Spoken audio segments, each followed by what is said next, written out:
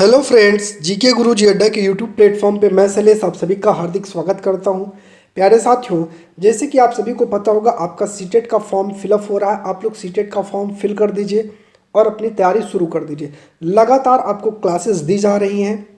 आप लोग जो भी चीज़ें इस क्लास में इंपॉर्टेंट लगती हैं उनको अपने साथ एक कॉपी और कलम लेकर के बैठिए, अपनी कॉपी में लिखिए, अपनी नोट्स खुद बनाइए और चीज़ों को अच्छे से पढ़िए। ठीक है, तो चलिए आज हम लोग चलते हैं चैप्टर 2 पर। यह है आपका हिस्ट्री। ठीक है, ये क्लास 7th की हिस्ट्री है और आज हम लोग इसमें चैप्टर 2 के बारे में पढ़ेंगे, राजा और उनके राज्य। तो चैनल पर नए हैं तो सब्सक्राइब कर लीजिएगा, वीडियो को लाइक करिएगा और दोस्तों तक शेयर करिएगा। चलिए चलते हैं अपने पहले टॉपिक पर। जो भी चीज़ें इंपॉर्टेंट रहेंगी मैं उनको अंडरलाइन करता चलूँगा।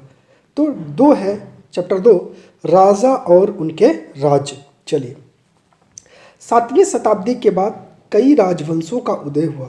मानचित्र 1 में उपमहाद्वीप के विभिन्न हिस्सों में 7वीं से 12वीं शताब्दी के बीच शासन करने वाले प्रमुख राजवंशों को दिखलाया गया है, जो 7वीं से 12वीं के बीच शासन किए हैं। देखिए किसको किसको दिखाया गया है, पहले आप लोग यहाँ आइए।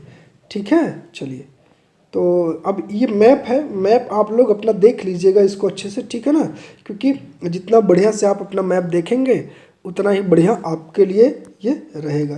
ठीक है, जैसे मानचित्र में गुर्जर, प्रतिहार, राष्ट्रकूट, पाल, चोल, चहमान, ठीक है, इनके बारे में चोर होगा, चेंड होगा, पाल होगा ना, पांड्यायन, चोल, चेर, पूर्वी जो है आपका क्या रहे, चालुक्य, कलिंग, ठीक है, और ऐसे ही आपका कन्नौज है, इंद्रप्रस्थ है।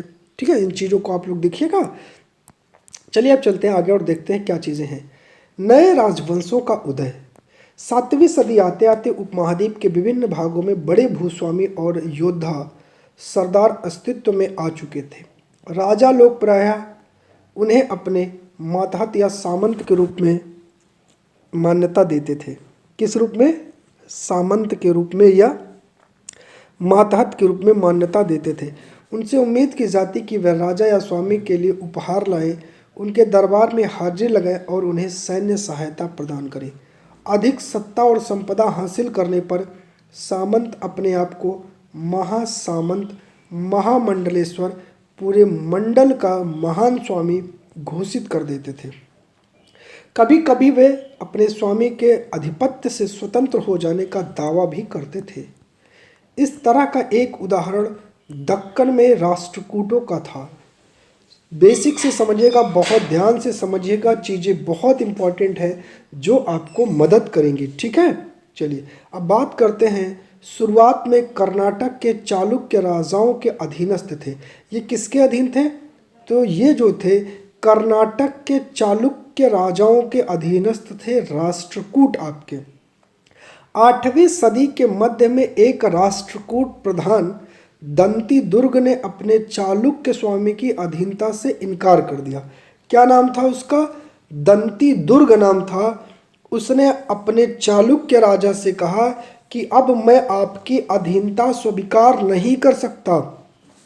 उसको हराया भी और हिरण्यगर्भ अर्थात जिसका शाब्दिक अर्थ है सोने का गर्भ नामक अनुष्ठान किया। जब यह अनुष्ठान ब्राह्मणों की सहायता से संपन्न किया जाता था तो यह माना जाता था कि इससे याजक का मतलब जो कर रहा है उस यज्ञ को, जन्मना क्षत्रिय ना होते हुए भी क्षत्रिय के रूप में दोबारा क्षत्रियत्व प्राप्त कर लेगा। इम्पॉर्टेंट है, आपसे पूछा जाता है कि क्षत्रिय के रूप में न जन्म लेते हुए भी क्षत्रित्व को प्राप्त कर लेने के लिए कौन सा यज्ञ करना पड़ता था? तो हिरण्यगर्भ यज्ञ करना पड़ता था। ठीक है, इसकी शुरुआत किसने की थी? दंती दुर्ग ने किया था, जिसने अपने चालुक्य स्वामी की अधीनता को अस्वीकार कर दिया था। चलिए, ये आपको जो चित्र दिखाया गया है, इस चित्र के बारे में भी आपको बताता चलता हूँ पहले से।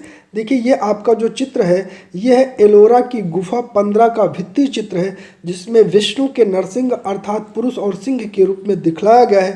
राष्ट्रकूट काल की कृति है ये। ठीक है, चलिए, कुछ अन्य उदाहरण में उद्यमी परिवारों के पुरुषों ने अपने राजशाही कायम करने के लिए सैन्य कौशल का इस्तेमाल किया। मिसाल के तौर पर कदम्ब मयूर शर्मण और गुर्जर प्रतिहार हरिचंद ब्राह्मण थे, जिन्होंने अपने परंपरागत पेशे को छोड़कर शस्त्र को अपना लिया और क्रमशः कर्नाटक और राजस्थान में अपने राज्य को सफलतापूर्वक स्थापित किया। राज्यों में प्रशासन, इन नए राजाओं में से कईयों ने महाराजाधिराज, देखिए महाराजाधिराज का अर्थ होता है राजाओं के राजा, त्रिभुवन चक्रवर्ती, तीनों भुवनों का स्वामी, इस तरह की अन्य भारी भरकम उपाधियां धारण की। लेकिन इस तरह के दावों के बावजूद वे अपने सामंतों और साथ ही साथ किसान, व्यापारी और ब्राह्मण के संगठनों के साथ अपनी सत्ता की साझेदारी करते थे। ठीक है, चलिए। इन सभी राज्यों में उत्पादकों, किसानों, पशुपालकों, कारीगरों से संसाधन इकट्ठा किए जाते थे। इनको अक्सर अपने उत्पादों का एक हिस्सा त्यागने के लिए बाध्य किया जाता था। कभी कभी इस हिस्से को लगान मानकर वसूला जाता था, क्योंकि प्राप्त करने वाला भूस्वामी होने का दावा करता था। राजस्व व्यापारियों से भी लिया जाता था। 400 कर नाम का एक शब्द यहाँ लिखा है। तमिलनाडु में शासन करने वाले चोल वंश के अभिलेखों में विभिन्न किस्म के करों के लिए 400 से ज़्यादा सूचक शब्द मिलते हैं। सबसे अधिक उल्लिखित कर है वेट्टी। वेट्टी क्या है, नोट कर लीजिएगा, इंपॉर्टेंट है। नगद की बजाय जबरन श्रम के रूप में लिया जाता था। तो वेट्टी किस रूप में लिया जाता था? वेट्टी को जबरन श्रम के रूप में लिया जाता था, नगद नहीं। यानी जबरन श्रम कदमाई यानी भू राजस्व थे। मकान पर छाजन ढालने पर लगने वाला कर, खजूर या ताड़ के पेड़ पर चढ़ने के लिए सीढ़ियों के इस्तेमाल पर लगने वाला कर, पारिवारिक संपत्ति का उत्तराधिकार हासिल करने के लगने वाले कर इत्यादि करों का भी उल्लेख मिलता था। ठीक है, चलिए। ये संसाधन राजा की व्यवस्था का वित्तीय आधार बनते थे, साथ ही मंदिरों और दुर्गों के निर्माण में भी इस्तेमाल होते थे। संसाधन उन युद्धों को लड़ने में भी इस्तेमाल होते थे जिनसे लूट की शक्ल में धन मिलने की तथा जमीन और व्यापारिक मार्गों के प्रयोग की संभावनाएं बनती थी। राजस्व वसूली के लिए पदाधिकारियों की नियुक्ति सामान्यतः प्रभावशाली परिवारों के बीच से की जाती थी, जो अमीर ओहदे के व्यक्ति होते थे। प्रायः वंशानुगत होती थी। सेना में भी ऐसा ही होता था।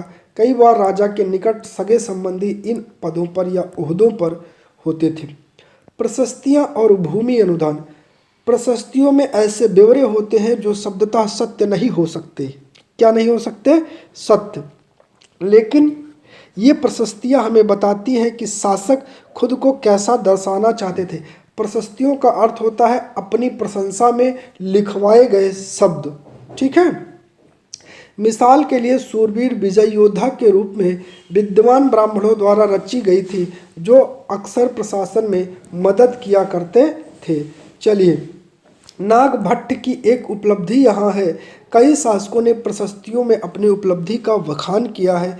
अपने पिछले साल गुप्त शासक समुद्रगुप्त की प्रशस्ति के बारे में पढ़ा है।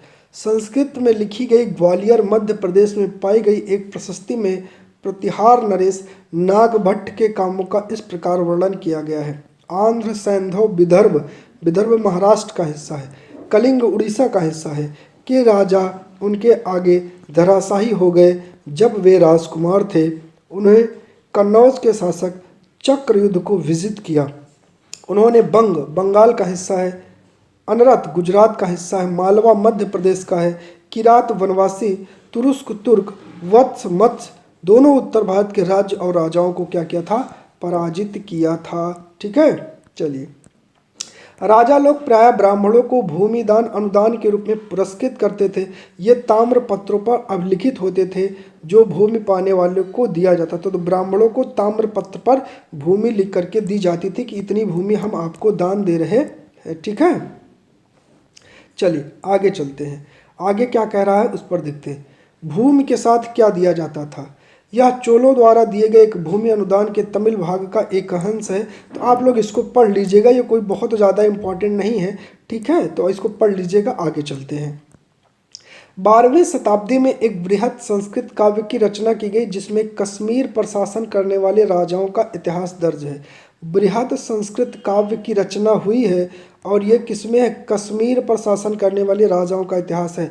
इसे कल्हड़ नामक एक रचनाकार द्वारा रचा गया है।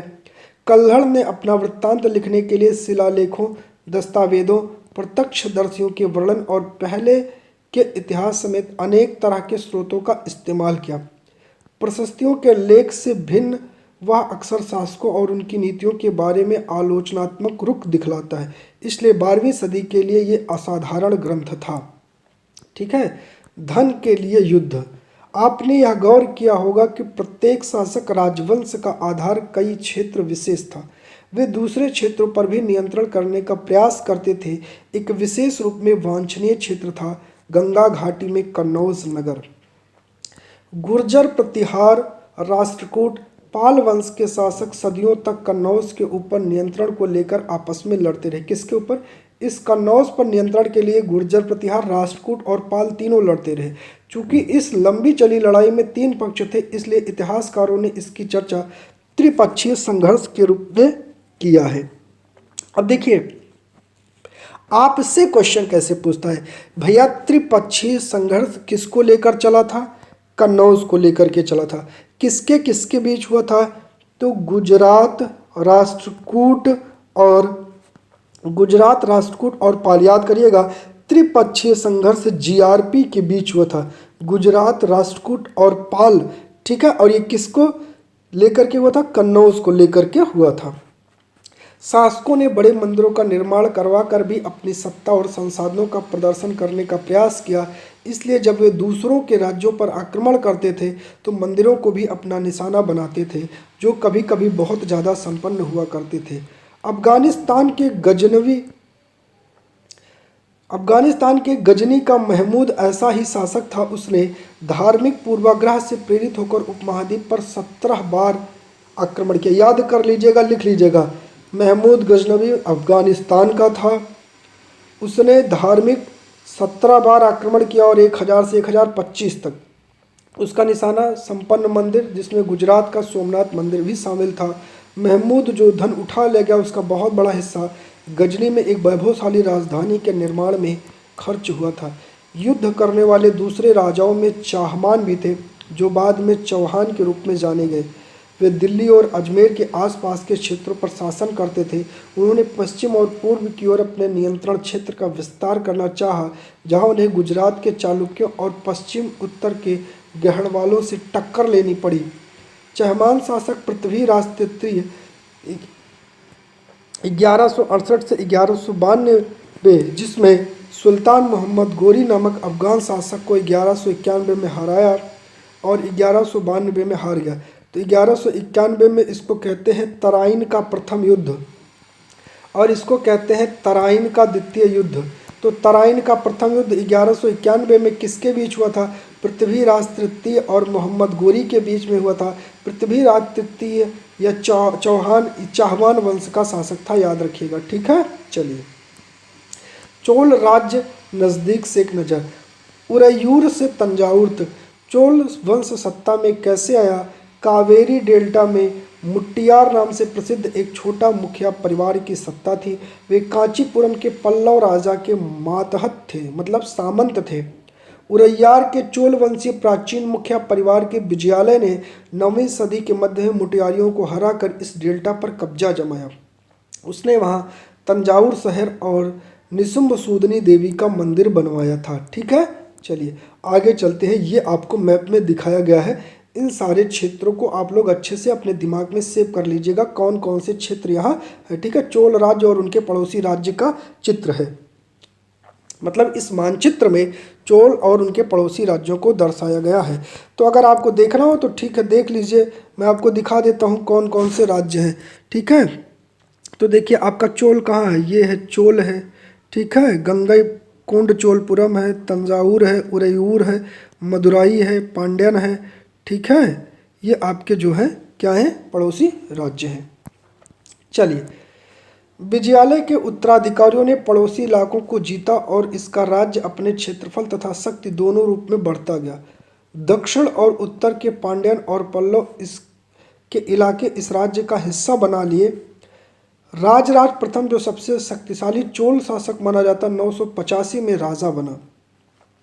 राज प्रथम याद करिएगा, राजा कब बना तो 985 में बना और सबसे शक्तिशाली चोल शासक था।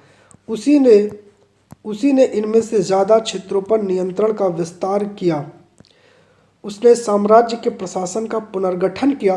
राजराज के पुत्र राजेंद्र प्रथम ने, इसका पुत्र कौन था, राजेंद्र प्रथम ने उसकी नीतियों को जारी रखा। उसने गंगा घाटी, श्रीलंका, दक्षिण पूर्व एशिया के देशों पर हमला किया। इन अभियानों के लिए उसने एक जल सेना भी बनाई थी। भव्य मंदिर और कांस्य मूर्ति कला। राजराज और राजेंद्र प्रथम द्वारा बनाए गए तंजावुर और गंगईकोंड चोलपुरम के बड़े मंदिर स्थापत्य और मूर्ति कला की दृष्टि से एक चमत्कार है। तो राजराज ने तंजावुर का और राजेंद्र प्रथम ने गंगईकोंड चोलपुरम का मंदिर बनवाया था, याद रखिएगा। अब ये देख रहे हैं गंगईकोंड चोलपुरम का ये मंदिर है, कितना भव्य और कितना विशाल ये मंदिर है। आप इसी तरीके से देख के इसका अनुमान लगा सकते हैं। चलिए आगे चलते हैं। कह रहा है चोल मंदिर अक्सर अपने आसपास विकसित होने वाली बस्तियों के केंद्र में बन गए। ये शिल्प उत्पादन के केंद्र थे। ये मंदिर शासकों और अन्य लोगों द्वारा दी गई भूमि से संपन्न हो गए थे। इस भूमि की उपज उन सारे विशेषज्ञों का निर्वहन करने में खर्च होती थी जो मंदिर के आसपास रहते। उसके लिए काम करते पुरोहित, मालाकार, बावर्ची, मेहतर, संगीतकार, नर्तक। दूसरे शब्दों में मंदिर सिर्फ पूजा आराधना के स्थान नहीं थे, वे आर्थिक, सामाजिक, सांस्कृतिक जीवन के केंद्र थे। मंदिर के साथ जुड़े हुए शिल्पों में विशिष्ट था कांस्य प्रतिमाएं बनाने का काम। चोल कांस्य प्रतिमाएं संसार की सबसे उत्कृष्ट कांस्य प्रतिमाओं में गिनी जाती है। इम्पॉर्टेंट है, पूछता है कि संसार की सबसे उत्कृष्ट कांस्य प्रतिमाएं किसकी है तो वो चोलों की है, याद रखिएगा। ज़्यादातर प्रतिमाएं तो देवी देवताओं की होती थी, लेकिन कुछ प्रतिमाएं भक्तों की भी बनाई जाती थी। कृषि और सिंचाई। चोलों की कई उपलब्धियां कृषि में हुए नए विकासों के माध्यम से संभव हुई। गौर कीजिए कि कावेरी नदी बंगाल की खाड़ी में मिलने से पहले कई छोटी छोटी शाखाओं में बढ़ जाती है। ये शाखाएं बार बार पानी उलीचती हैं, जिससे किनारों पर उपजाऊ मिट्टी जमा हो जाती है। शाखाओं का पानी कृषि विशेषता चावल की खेती के लिए आवश्यक आर्द्रता भी मुहैया कराता है। हालांकि तमिलनाडु के दूसरे हिस्सों में कृषि पहले ही विकसित हो चुकी थी, पर 5वीं और 6वीं सदी में आकर इस इलाके में बड़े पैमाने पर खेती शुरू हो गई। कुछ इलाकों में जंगलों को साफ किया जाना था, कुछ दूसरे इलाकों में ज़मीन को समतल किया जाना था। डेल्टा क्षेत्रों में बाढ़ को रोकने के लिए तटबंध बनाए जाने थे। पानी को खेतों तक ले जाने के लिए नहरों का निर्माण होना था। कई क्षेत्रों में एक साल में 2 फसलें उगाई जाती थी। कई जगहों पर फसलों की सिंचाई कृत्रिम रूप से करना जरूरी था। सिंचाई के लिए कई पद्धतियाँ अपनाई जाती थी। कुछ इलाकों में कुएं खोदे गए, कुछ अन्य जगहों में बारिश के पानी को इकट्ठा करने के लिए विशाल सरोवर बनाए गए। ठीक है, अब ये इमेज देख रहे हैं ना, कितनी सुंदर है, कितनी सुंदर अलंकृत है। ये चोल समय की कांस्य प्रतिमा है। ठीक है, चलिए देखिए अब ये आगे बताया गया है कि 9वीं शताब्दी में तमिलनाडु का एक जलद्वार हौज से नदी की शाखाओं में पानी के प्रवाह को इसके जरिए नियंत्रित किया जाता था। इससे पानी से खेत सींचे जाते थे। ठीक है, आगे बताया गया है जलद्वार पारंपरिक रूप से एक लकड़ी या धातु बाधा है जो आमतौर पर पानी के स्तर को नियंत्रित और नदियों और नहरों में दर प्रवाह को संचालित करता है। स्मरण रहे कि सिंचाई के काम में योजना की जरूरत होती है, जैसे श्रम और संसाधनों को व्यवस्थित करना, इन कामों को देखरेख करना और यह तय करना कि पानी का बंटवारा कैसे किया जाए। ज़्यादातर नए शासकों के साथ साथ गांव में रहने वाले लोगों ने इन गतिविधियों में सक्रिय रूप से दिलचस्पी दिखाई। साम्राज्य का प्रशासन किस तरह संगठित था। किसानों की बस्तियां जो उर कहलाती थी, मोस्ट इम्पॉर्टेंट है, कई बार पूछा गया है, नोट कर लीजिएगा। किसानों की बस्तियों को क्या कहा जाता था, उर कहा जाता था, जो सिंचित खेती के लिए बहुत प्रसिद्ध थी। इस तरह के गांव के समूह को नाडु कहा जाता था और उनके जो गांव का समूह था उसे नाडु कहा जाता था। ग्राम परिषद और नाडु न्याय करने और कर वसूलने जैसे कई प्रशासकीय कार्य करते थे। धनी किसानों को केंद्रीय चोल सरकार की देखरेख में नाडु के कामकाज में अच्छा खासा नियंत्रण हासिल था। उनमें से कई धनी भूस्वामियों को चोल राजाओं ने सम्मान के रूप में मूवेंद वेलन या 3 राजाओं की अपनी सेवाएं प्रदान करने वाला वेलन या किसान या अरैयार मतलब प्रधान जैसी उपाधियां दी और इन्हें केंद्र में महत्वपूर्ण राजकीय पद भी देते। बहुत इंपॉर्टेंट है, अच्छे से इसको पढ़िएगा, ठीक है। चलिए आगे जो आपको बताने चल रहे हैं ये पूरा का पूरा मोस्ट इम्पॉर्टेंट है, अपनी कॉपी में इसको शामिल कर लीजिएगा। भूमि के प्रकार, चोल अभिलेखों में भूमि को कई कोटियों में मिलता है। एक एक भूमि प्रकार को समझिएगा। वेल्लन वगाई, गैर ब्राह्मण किसान भूस्वामी या किसान स्वामी की जो भूमि होती थी। ब्रह्मदेव, ब्राह्मणों को उपहार में दी गई भूमि। साला भोग, किसी विद्यालय के रख रखाव के लिए दी गई भूमि। देवदान या तुरु जो है तिरुनम टक्कनी, मंदिर को उपहार में दी गई भूमि। और पल्ली चंदनम, जैन संस्थानों को दान में दी गई भूमि, ठीक है। तो इसको याद रख लीजिएगा। हमने देखा कि ब्राह्मणों को समय समय पर भूमि अनुदान या ब्रह्मदेय प्राप्त हुआ। परिणाम स्वरूप कावेरी घाटी और दक्षिण भारत के दूसरे हिस्सों में ढेरों ब्राह्मण बस्तियां अस्तित्व में। प्रत्येक ब्रह्मदेय की देखरेख प्रमुख ब्राह्मण भूस्वामियों की एक सभा द्वारा की जाती थी। ये सभाएं बहुत कुशलतापूर्वक काम करती थी। इनके निर्णय शिलालेखों में प्राय मंदिरों की पत्थर की दीवारों पर ब्यौरे दर्ज किए जाते थे। नगरम के नाम से ज्ञात व्यापारियों के संघ भी अक्सर शहरों में प्रशासनिक कार्यों को संपादित करते थे। तो नगरम क्या था? ये व्यापारियों का समूह था। तमिलनाडु के चिंगलपुट जिले के उत्तमेरु से प्राप्त अभिलेखों में इस बात का सविस्तार वर्णन है कि ब्राह्मणों की एक सभा का संगठन कैसा था। सिंचाई के कामकाज, बाग बगीचे, मंदिरों इत्यादि की देखरेख के लिए सभा में विभिन्न समितियां होती थी। इनमें सदस्यता के लिए जो लोग योग्य होते थे उनके नाम तालपत्र के छोटे टिकटों पर लिखे जाते थे, मिट्टी के बर्तन में रख दिए जाते थे। किसी छोटे लड़के को हर समिति के लिए एक के बाद एक टिकट निकालने को कहा जाता था। चलिए आगे बात करते हैं। देखिए ये अभिलेख है, उसमें लिखे कुछ महत्वपूर्ण चीज़ें हैं, आप लोग इनको देख लीजिएगा। यहाँ से कोई बहुत ज़्यादा प्रश्न बनता नहीं है, इसीलिए हम जो है इस पर चर्चा नहीं कर रहे हैं, ठीक है। चलिए आप लोग देख लीजिएगा। आगे देखते हैं कुछ महत्वपूर्ण चीज़ें अगर आपके लिए हैं तो उन पर चर्चा कर देते हैं। तो ऐसी कोई चीज़ें नहीं दी गई है, तो ठीक है। आप लोग अब जो है इससे संबंधित कोई भी चीज़ हो और अगर आपको लग रहा है उससे संबंधित चीज़ों में कोई समस्या है तो कमेंट करिएगा। कमेंट करके उसका हम आपको आंसर डिटेल में समझाएंगे। तो प्यारे साथियों आज की वीडियो को बस यहीं तक रोकते हैं। वीडियो अच्छी लगी तो चैनल को सब्सक्राइब करिएगा, वीडियो को लाइक करिएगा और दोस्तों तक शेयर करिएगा। बहुत बहुत धन्यवाद प्यारे साथियों।